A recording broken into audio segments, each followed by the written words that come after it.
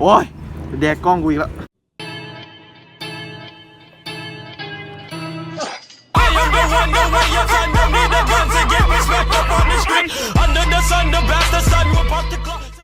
เอ้าว่าจังไหนนี่ฮึบ่นี่ฮึ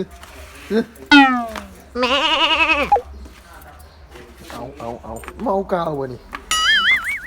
โอ้ยเราจะมาดูหมาเมากาวกันนะครับ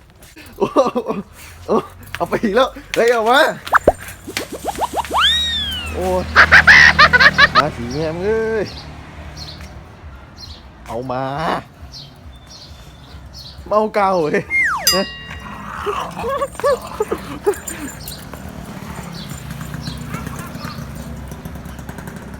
โอ้ยหมาเมาเก่าเอาโอ้ยเนี่ยเจ๋ดิ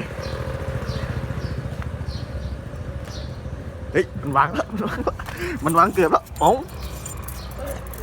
เยี่ยวใส่เกือบกูเฉยโอ้ยหมาชั่ว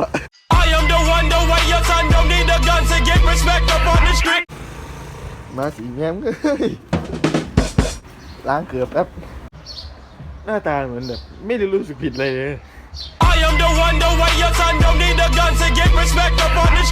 หนาวไหมเราอ่ะหนาวไหมเอาเนี่ยไปเดินเล่นตากแดดสบายใจกันไปไหมไปโอ้ว่านอนสอนง่ายเลยบอกเดินเล่นก็ไปเอาไปนำทางมาเลยอยากไปไหนวันนี้น้องบอนนี่พาทัวร์ไปแม่เจ้าอยากไปใช้ไปแม่เอาดม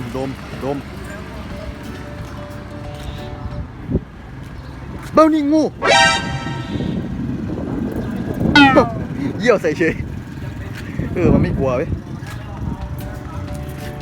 เนี่ยปืนก็ปืนปูนจะควัดทำไมขอมือ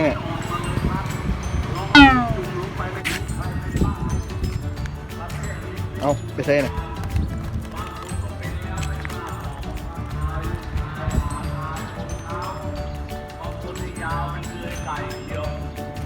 เดินเลาะแบบสมถะนะวันนี้เอาไปอยากพาไปเที่ยวไหนนำไปเลยไปเข้าบ้านเขาทำไมอ่ะออกมาเฮ้ยออกมาเยี่ยวใส่เสาเลยโอ้ยนี่ไรมาสีแมงเอ้ยเอา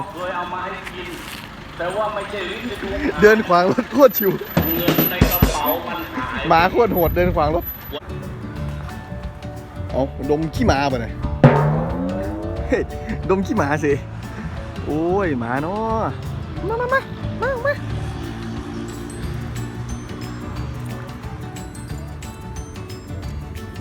คลิปที่แล้วที่ผมอัพไปมีคนถามเข้ามานะครับว่าอยากจะสนับสนุนค่าข้าวเบานี่ต้องทำยังไงบ้างพี่ออยมีบัญชีธนาคารไหมจะโอนเงินไปให้ผมบอกไว้ตรงนี้เลยนะครับว่าผมไม่มีบัญชีธนาคารวิธีง่ายที่สุดนะครับถ้าคุณอยากจะสนับสนุนเบานี่ก็คือกดไลค์กดแชร์ก็พอแล้วนะครับแค่เพื่อนๆพากันกดไลค์กดแชร์ผมก็ถือว่าเป็นการสนับสนุนแล้วนะครับไม่ต้องเสียเงินทองโอนตังค์มาให้ผมนะฮะวันนี้อยากไปไหนมาแดกกล้องเลยไปโอ๊ยมาเอากันเกิบกูอีกแล้วโอ้ยนี่อะไรกันเกิดกูไงโอ้ยจะอยากกัดเกือบอะไรแบบนั้นนะจะไม่ถึงอยากกัดรองเท้าหยุดกัดเชยนึกอยากหยุดก็หยุดนะฮะกลับมาดูกันต่อฉันคิดถึงพวกเธอจังจริงๆนะอยากดูกันต่อหรือยังเยี่ยมเมื่อไหร่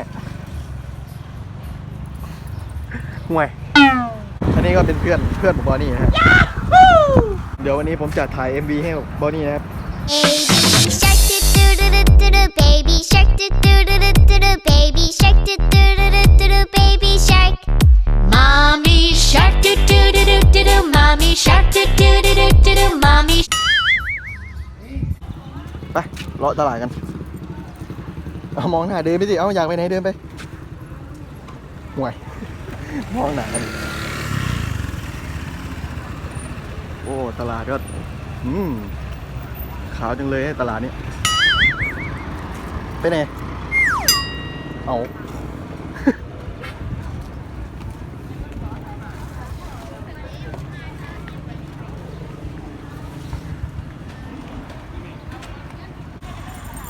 มานะฮะเราได้แนวกินแล้วนะฮะนี่ละแนวกินของเราเอายื่นอะไรกลางถนนมาเนี่ย มานี่เดินชิวแล้วสายชิวปะเนี่ยไม่ให้กินเว้ยหมากินไม่ได้นะครับเพราะอันนี้มันเค็มอีกช่องทางหนึ่งนะครับในการสนับสนุนผมคือผมต้องเกริ่นก่อนนะครับว่าที่เห็นหลายๆคนทำ YouTube นี่ไม่ว่าจะเป็นแคสเกมขับรถเล่นเบเกอร์ตกเบ็ดเตะม้าอะไรประมาณเนี้ยคือพวกนี้เขาได้เงินจาก YouTube ครับถ้าเกิดว่าดูคลิปผมเนี่ยด้านไหนวะด้านล่างกับตรงข้างๆเนี่ยฮะมันจะมีโฆษณาขึ้นอยู่นะฮะแบบว่าพอเราทำคลิปแล้ว YouTube ก็จะเอาโฆษณามาแปะที่วิดีโอของเราให้นะฮะพอมีคนกดเข้าไปปุ๊บแล้วเราก็จะได้รายได้เล็กๆน้อยๆจาก YouTube ด้วยนะฮะผมจะไม่บอกแล้วกันว่าผมได้เท่าไหร่แต่ที่รู้ๆคือมันโคตรน้อยเลยครับน้อยโคตรก็จบไปแล้วนะครับสำหรับคลิปนี้ถ้าชอบก็อย่าลืมกดไลค์กดแชร์กันด้วยนะครับผมเอาไว้เจอกันในคลิปต่อไปนะครับสำหรับวันนี้สวัสดีครับ